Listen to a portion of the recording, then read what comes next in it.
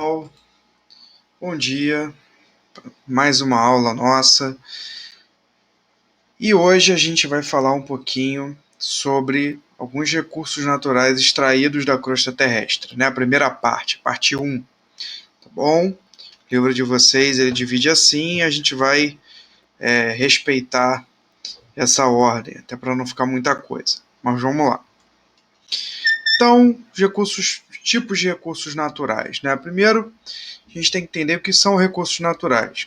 São recursos que a gente retira da natureza e que muitas das vezes são importantes aí para a atividade econômica, né, para a nossa vida, para o nosso cotidiano, para a construção de outros produtos, né, que nós utilizamos em várias atividades. Esses recursos, eles podem ser renováveis, quando esses recursos conseguem ser repostos no ambiente, tá bom? É o caso das plantas, né? Eu dei o exemplo até aqui para vocês da cana-de-açúcar, né? Que é utilizada na produção do açúcar refinado, que a gente usa para fazer comida, né? Coloca aí nos alimentos. E também o álcool combustível, o etanol, né? Que tem lá nos postos de combustível, que os carros a álcool ou os carros flex, né, os mais modernos, eles podem utilizar em substituição à gasolina, tá? Então, ou junto com a gasolina. Então, esses recursos, eles são considerados renováveis porque é uma planta, né, você cultiva ela na lavoura, por exemplo, né, e depois você pode plantar novamente e ter aquela planta ali de novo, tá? Então, são recursos que a gente consegue repor. Agora, os recursos naturais não renováveis, eles são recursos que ou não conseguem ser repostos mesmo, tá? Você, por exemplo, vai fazer uma mineração de minério de ferro, vai tirar o minério de ferro ali da rocha, né, uma encosta ali da jazida, de uma montanha, por exemplo, e ele não vai aparecer mais ali. Você tirou, não vai aparecer mais ferro ali, né? Então ele não consegue ser reposto no ambiente. Ou essa reposição ela demora muito para acontecer. Pode demorar até milhões de anos para acontecer, que é o caso, por exemplo, do petróleo. Tá? O petróleo, em outra aula a gente fala disso melhor, né, da formação do petróleo, mas basicamente ele é formado pela decomposição de matéria orgânica que vai ser soterrada, isso geralmente em ambientes marinhos. Ela vai ser soterrada, né, por sedimentos, por terra ali, por materiais ali do leito dos oceanos. Essa matéria orgânica ela vai sofrer diversos processos químicos que vão durar aí milhões de anos para se completar.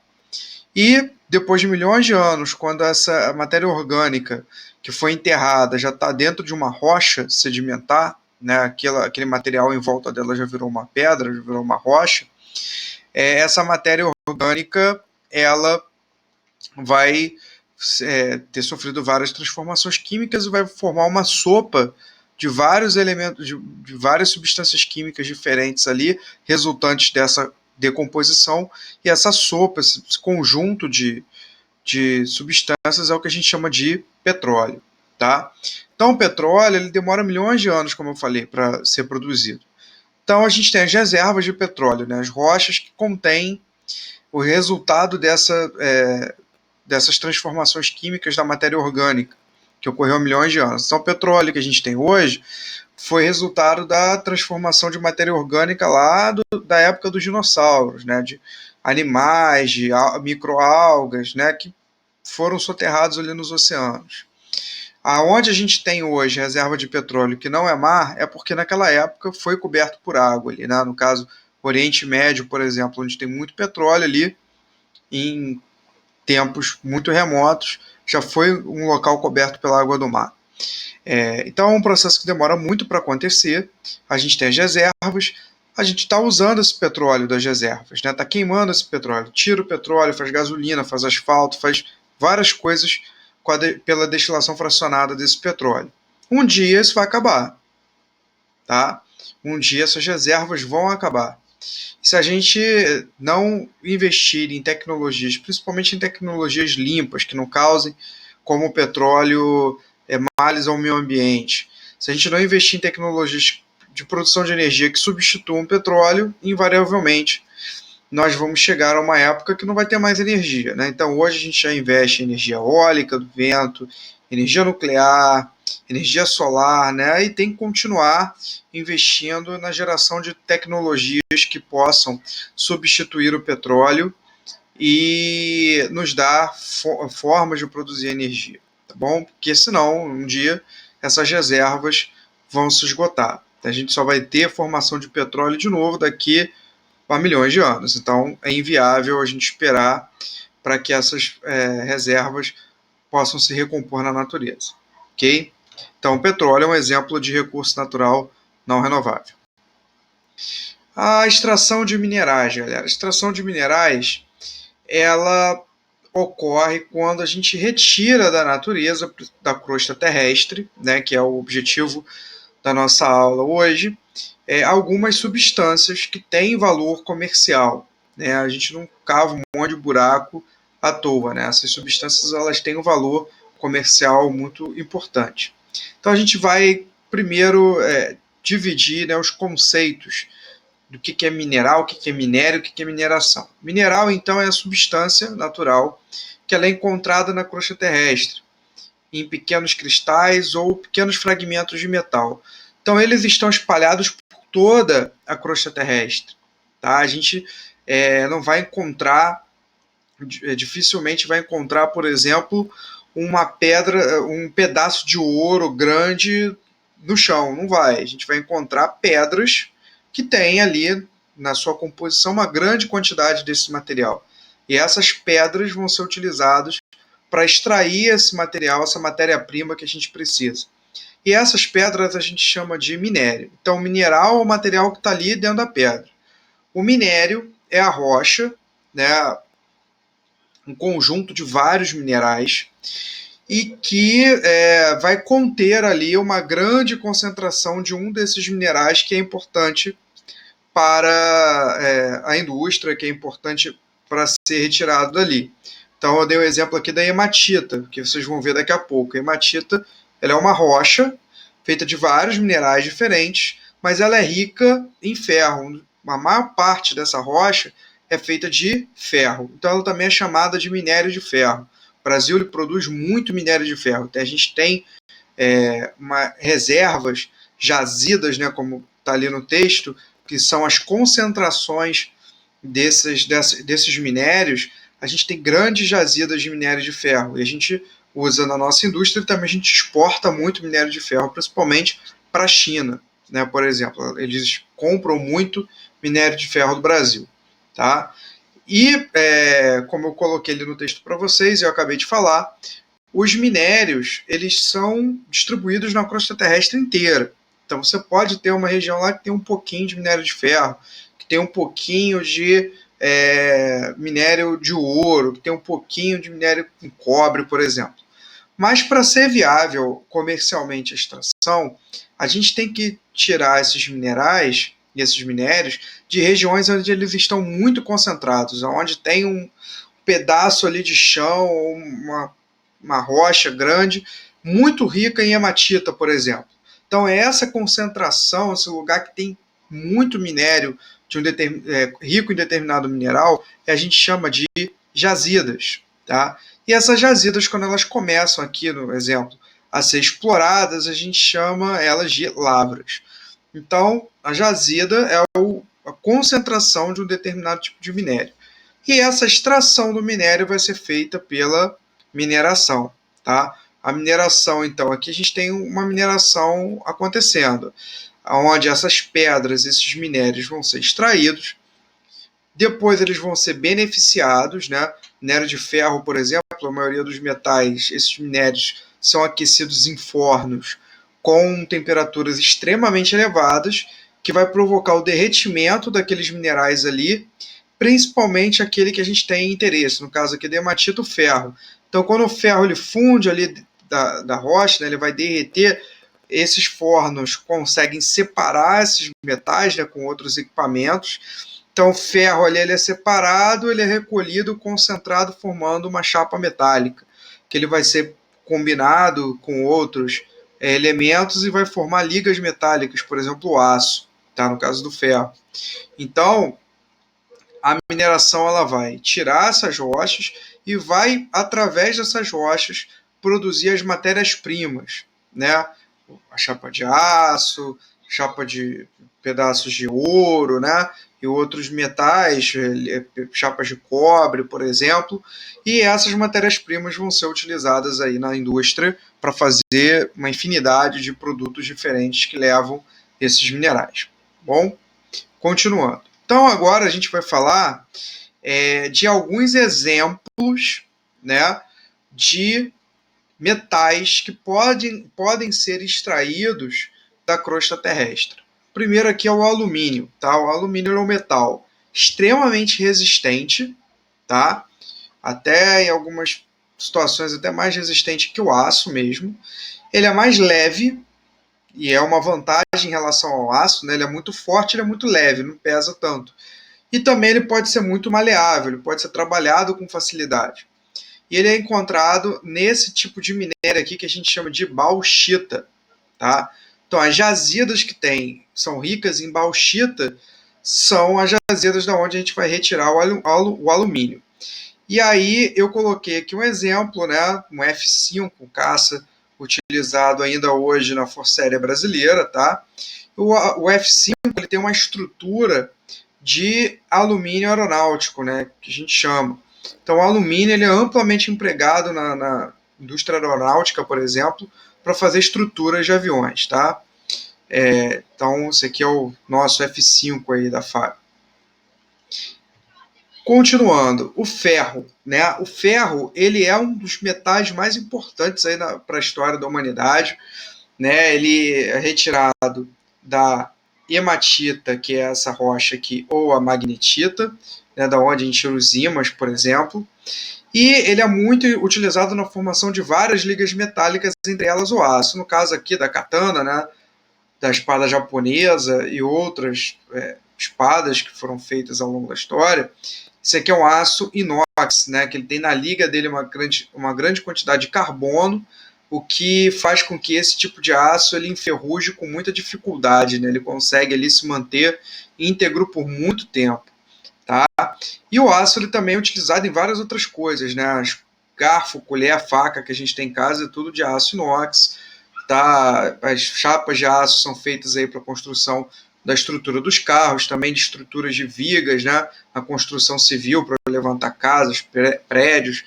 Então, o ferro, né, e suas ligas metálicas, como o aço, eles são muito utilizados e são muito importantes aí no nosso dia a dia. O ouro, né, que é a foto de um minério rico em ouro, né, ele tem até já a coloração aqui característica do ouro. E o ouro é um metal extremamente valioso ao longo da história, né, com a prata também, que é um outro metal extremamente valioso, tá?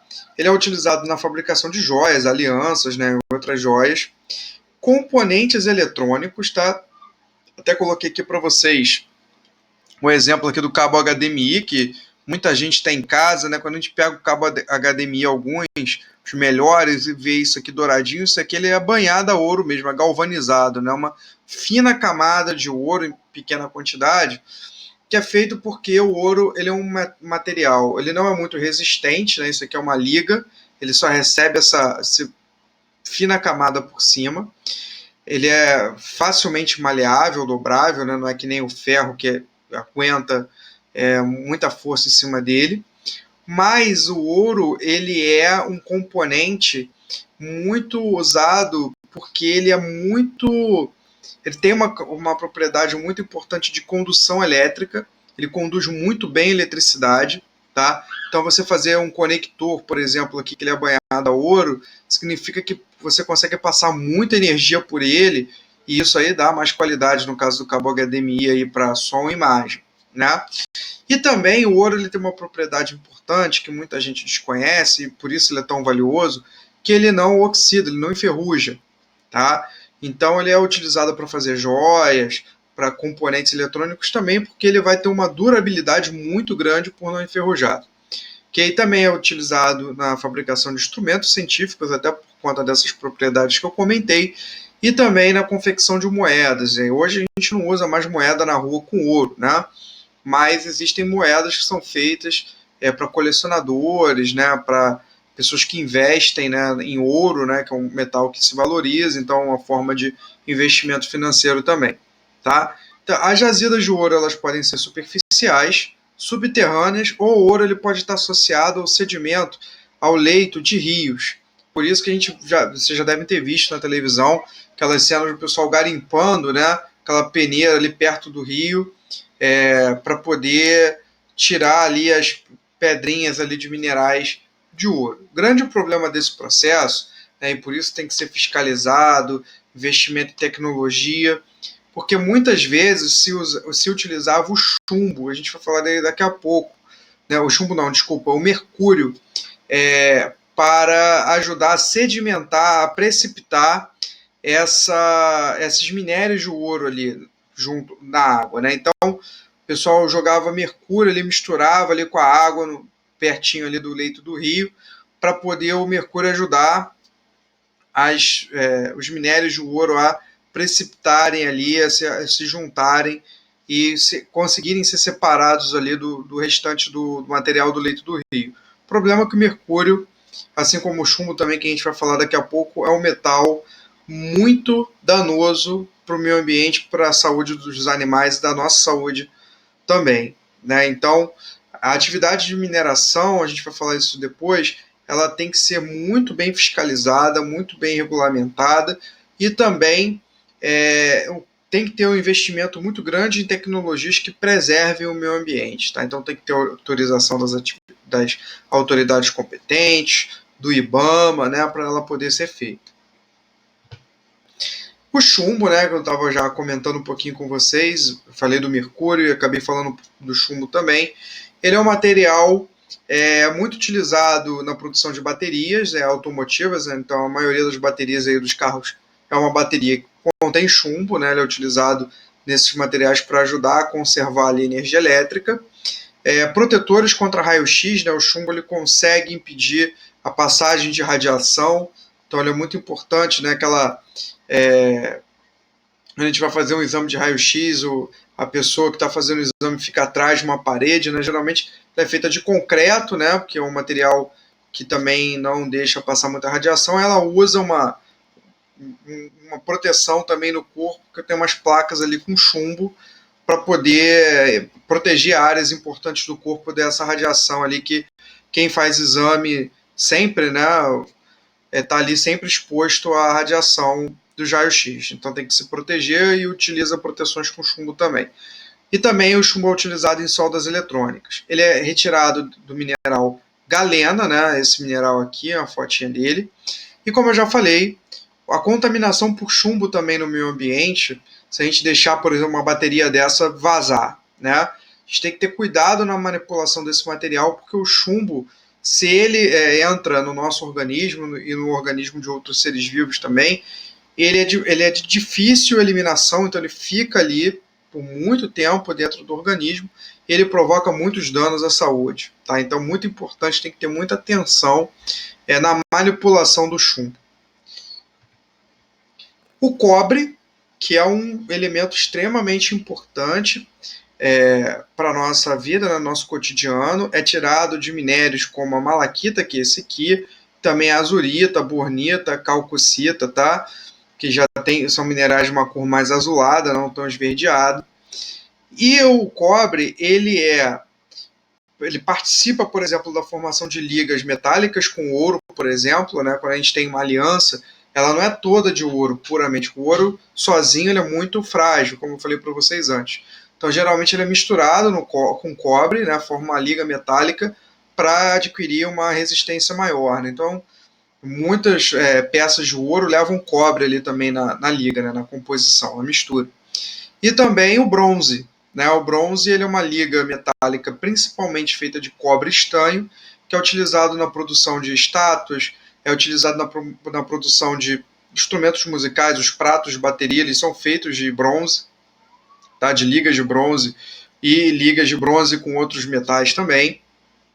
Então o cobre ele participa aí da composição do bronze. Tá? E por ele ser muito maleável e dúctil, né? Dúctil, ele tem a capacidade de ser moldado em fio, tá? E por conduzir também muito bem a energia elétrica, né? O cobre ele é um material utilizado para fazer fios elétricos, cabos elétricos, né? Então, quando a gente vai na loja de construção e compra lá fio para poder fazer a instalação elétrica de uma residência, né, a gente está comprando ali cabos feitos de cobre. Ele tem essa cor aqui, ó, tá? Então, o cobre ele é utilizado também até na confecção de moedas, também já foi muito utilizado na confecção de moedas. E o cobre ele tem essa propriedade de condução de energia elétrica e é o principal componente das ligas que formam os cabos elétricos, os fios elétricos. E aí, gente, a gente finaliza falando um pouquinho sobre os problemas ambientais ligados à atividade de mineração. Né? Como eu falei para vocês, a atividade de mineração ela é uma atividade que provoca muitos danos ao meio ambiente. Você está escavando o solo ali para tirar rochas, então você expõe o solo às condições ambientais, aumenta a erosão do solo, então aquele solo ele fica praticamente inutilizável ali para a agricultura. Né? Você tem a geração de rejeitos, o processo de beneficiamento dos minerais geram rejeitos muito ricos em metais pesados, os metais como o mercúrio, como o chumbo mesmo, que vão causar problemas nos organismos vivos, né? Então causam a contaminação do meio ambiente. Existe a necessidade de dar uma destinação correta para esses rejeitos, né? Infelizmente, né, nem todos fazem isso, e a gente teve aí em 2015 a tragédia, uma das maiores tragédias ambientais do mundo, tá? Que foi o rompimento da barragem lá em Brumadinho, né, pela mineradora Vale, que é uma barragem, né, ou seja, uma estrutura que era utilizada para receber esses rejeitos contaminados, né, de solo, de rochas contaminados. Essa barragem era muito antiga, era de uma tecnologia que não é mais utilizada, inclusive, e não houve ali a atenção, a manutenção necessária, e aí ela se rompeu. E quando ela se rompeu, ali tinha água também, né, misturada com esses rejeitos, ela veio levando tudo que tinha pela frente, matou muita gente, né, destruiu localidades inteiras, e também ela acabou entrando, essa lama contaminada entrou no Rio Doce, que era um rio extremamente bonito, rico em natureza, em espécies de peixes e outros animais de água doce, plantas ali nas margens também. Isso tudo foi destruído, né? São danos ambientais, alguns, né, espécies foram extintas, por exemplo, então alguns danos são irreparáveis, né? E para esse ambiente ele voltar a poder ter alguma coisa parecida com o que já teve, vai demorar aí muitos e muitos e muitos anos, tá? O solo ali que está contaminado com esses metais pesados também, por muito e muito tempo não vai poder ser utilizado para agricultura, por exemplo. Então, realmente foi uma tragédia que reforça a necessidade do investimento em tecnologias que agridam menos o meio ambiente, o solo, de destinação desses rejeitos, de forma que eles não fiquem armazenados em barragens, né, que eles possam ser utilizados em outras coisas e também não fiquem ali contaminando o solo e o meio ambiente. Tá? Então é muito importante a gente ter essa consciência de cobrar as autoridades que fiscalizem esse processo, também de cobrar as autoridades que investam, né, em pesquisa, em educação, né, que tenham parcerias com essas empresas para que novas tecnologias possam cada vez mais ser utilizadas para a preservação do meio ambiente, sem prejudicar tanto aí a atividade econômica. Tá bom, gente? Então é isso. Valeu. Não esqueçam de fazer as atividades da plataforma. Coloquei a foto aí do Mu, Cavaleiro de Ouro, né? Como a gente está falando de metais lá do anime do Cavaleiro do Zodíaco, né? Para quem não viu, é uma excelente pedida, muito divertido, tá? E é isso, galera. Vou colocar depois aí o link do vídeo, né? Que a gente está gravando agora. Vou fazer o PDF para vocês, postar lá na plataforma junto com o vídeo e as atividades, tá bom? Usem a nossa aula para a gente poder tirar as dúvidas. Vocês andam muito quietinhos, né? Não é para fazer brincadeira, mas também é para poder perguntar, né, participar ali da aula com a gente. Tá bom, galera? Um abraço, fique com Deus, até a próxima.